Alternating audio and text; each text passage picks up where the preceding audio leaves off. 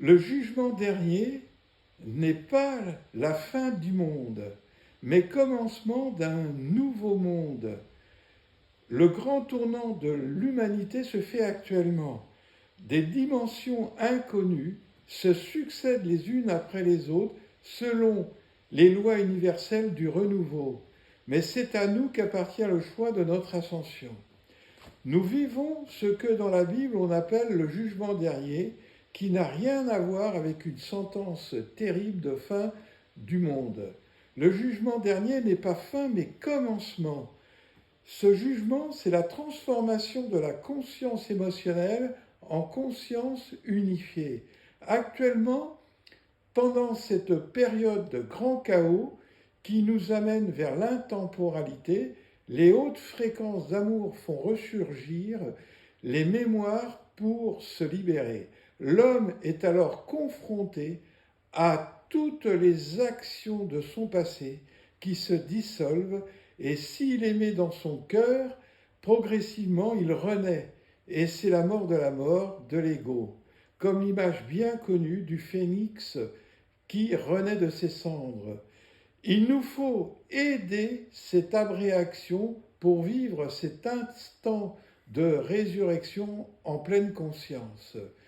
Les 3 étapes qu'il faut conscientiser pour nous aider à entrer dans le monde nouveau sont, lorsque la mémoire ressurgit, elle est accompagnée de l'énergie sous-lumineuse d'origine et de l'image.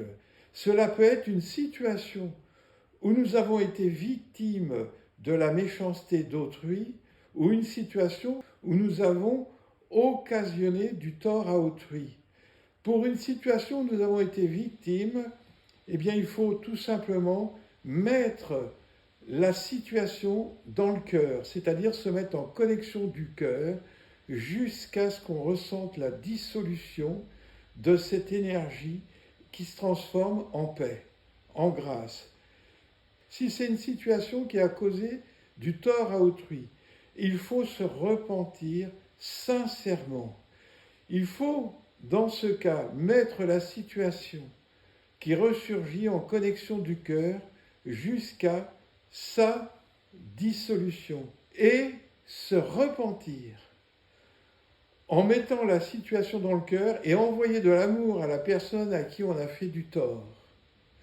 Comme tout nous revient, cet amour nous revient.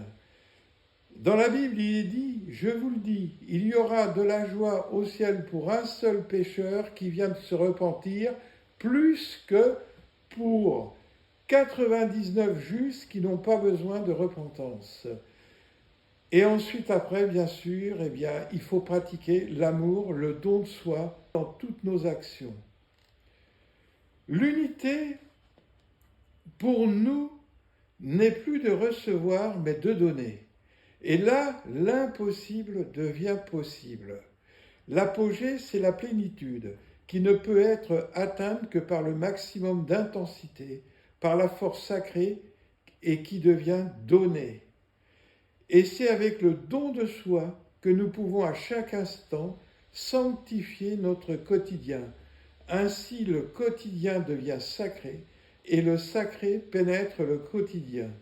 Le divin et la matière s'interpénètrent, et c'est la plénitude. Lorsque nous avons goûté une seule fois à la joie que procure l'union entre la matière et la lumière, tout s'inverse. Nous n'implorons plus pour recevoir, nous implorons pour donner.